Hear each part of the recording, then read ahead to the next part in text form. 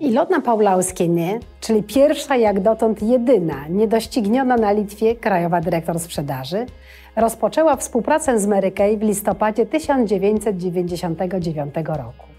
4 lata później, w maju 2003, zadebiutowała jako niezależna dyrektor sprzedaży, a równo po 10 latach osiągnęła status NSD.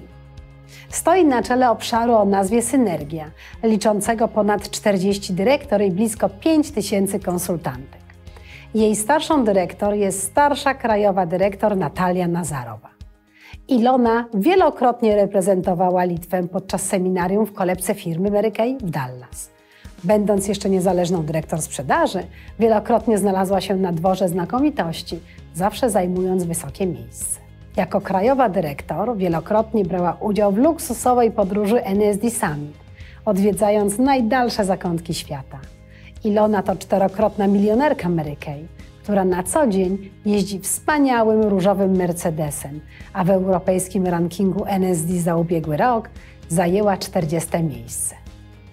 Ilona jest ciepłą, ambitną kobietą, dzięki której tysiące Litwinek mogło zacząć budować swoją niezależność finansową. Kurios Mary Kay vertybės jums buvo svarbiausios jūsų karjeros pradžioje, o kurios svarbiausios iki šiandien? Man labai visada buvo svarbu nepriklausomybė. Ir į Mary Kay kompaniją atėjau dėl šios priežasties, dėl tos vertybės. Man labai svarbu, kad nebūtų apribojimų nei laike, nei erdvėje, nei finansuose, bet gavau daugiau iš ties. Ir dabar suprantu, kad pati pagrindinė vertybė, kurią gavau, tai yra laisvė. Laisvė susikurti savo tokį gyvenimą, kokio aš noriu, laisvė svajoti, laisvės tas svajonės įgyvendinti. Tiesiog daug daugiau gavau netikėjus. Tikrai. Prašau, išvardykite Mary Kay verslo galimybės, kurios jums yra svarbiausios. Labai vertinu tai, jog moteris Mary Kay gali užsidirbti papildomas pajamas.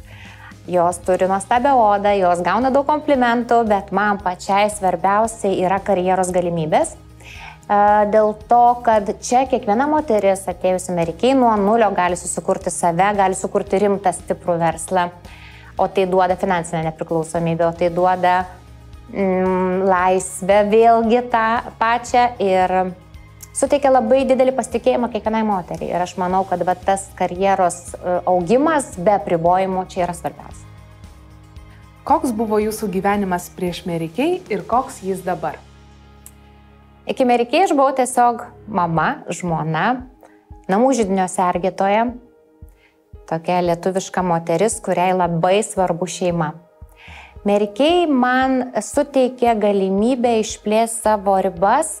Aš labiau pamilau save, aš pasidariau drąsesnė, pasidariau ryžtingesnė, jaučiuosi saugi ir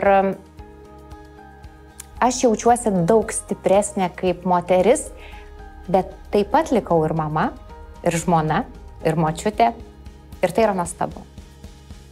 Koks tai jausmas būti vienintelė šalies pardavimo direktorė Lietuvoje? Tai ne tik didelė garbė, bet ir atsakomybė.